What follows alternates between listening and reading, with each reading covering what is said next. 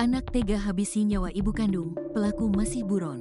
Seorang anak di Gunung Sari, Jomblang, Candisari, Semarang tega menghabisi nyawa ibunya sendiri pada Selasa, tanggal 18 Februari tahun 2025.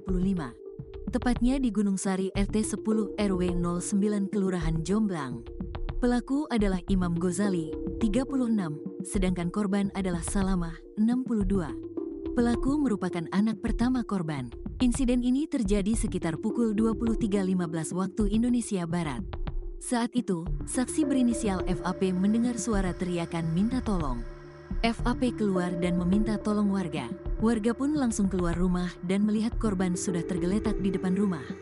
Namun ternyata, Salamah sudah ditemukan bersimbah darah di depan rumah. Korban sempat dibawa ke RS Rumani, namun sayang nyawanya tak tertolong. Sementara itu, pelaku Imam langsung kabur. Dari keterangan adik pelaku, pelaku adalah seorang pengangguran dan kerap meminta uang pada korban. Pelaku kerap marah-marah jika tidak diberi uang. Pelaku sering meminta uang kepada korban dan apabila tidak diberikan uang pelaku marah-marah pada korban, kata Kapolsek Candisari, Ibtu Rudi Amzah, Rabu, tanggal 19 Februari tahun 2025. Saat ini jenazah dibawa ke RS Bayangkara untuk keperluan autopsi, sedangkan pelaku saat ini masih dalam pengejaran.